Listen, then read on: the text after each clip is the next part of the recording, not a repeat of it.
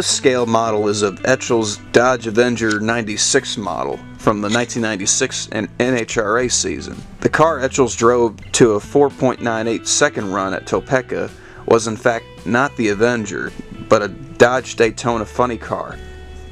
From Putnam, Connecticut, Chuck Etchell earned 13 NHRA funny car victories during his driving career and 15 as a team owner.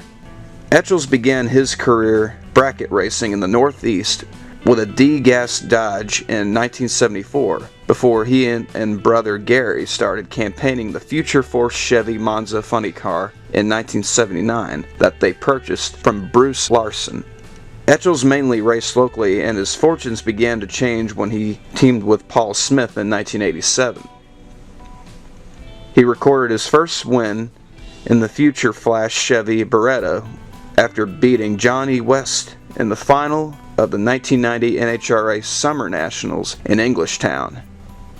In 1992, he was then hired by Maynard Yingst to tune his Nobody Beats the Whiz Dodge Daytona, as Cruz Petragon and John Force battled it out for the Funny Car Championship that season. It was Chuck Etchell who had merged toward the front of the pack, with event wins in Englishtown as well as Denver at the season-ending event in Sonoma, earning him his first of 7 consecutive top 5 finishes as a driver, despite not beginning his season until the Gainesville Gator Nationals.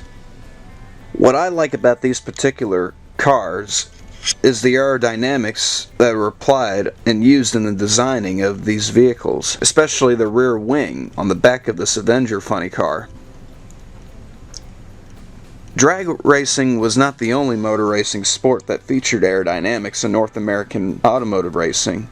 Among them, and the most popular one of them all, which is still going strong as of today, is NASCAR. Take for instance Richard Petty's 1970 Plymouth Superbird. Now this is the car that got, in fact, Petty back into the Plymouth family after 1 year of racing a Ford for Petty Enterprises in 1969.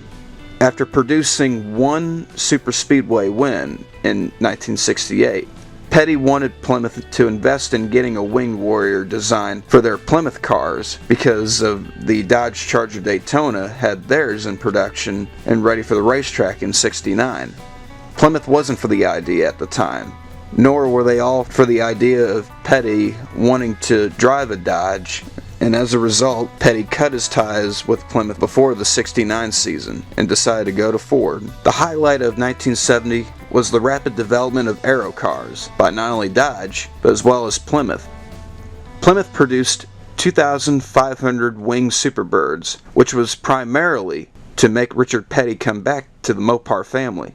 It was around this time that Plymouth division of Chrysler Corporation, the only manufacturer, produced a limited edition muscle car for the 1970 Grand National season, and Plymouth proved to be the only manufacturer to have a 1970 model racing in NASCAR. Aerodynamics for the '70 Plymouth Superbird involved using a Roadrunner as the basis for their design. This year would prove to not only be a dominating season for the Plymouth Superbird, but as well as the Charger Daytona, with Bobby Isaac's Charger Daytona winning both the Drivers' Championship and Manufacturer's title. Nonetheless, it was the number 40 Petty car of Pete Hamilton that would win the Daytona 500 in 1970, as Petty retired his number 43 entry from the race with engine problems.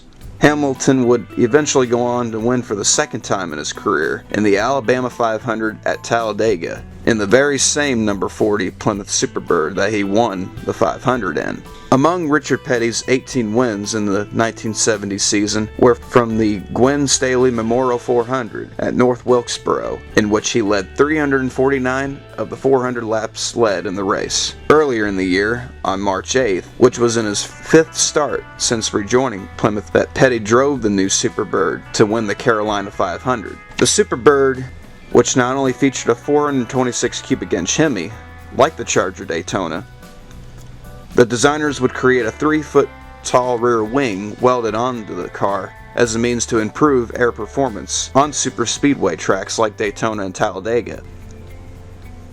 with the rear wing on the Superbird, it allowed for improved aerodynamics on the rear of the car to make the wind help weigh the car down in the rear at these superspeedway tracks for better high-speed handling. The only disadvantage of these particular cars is that, according to Buddy Baker's interview back in the early 70s, the Wing Warrior Chrysler cars were hard to handle on the short tracks with all the rear downforce. That's all we have time for in this edition of Motor Lens.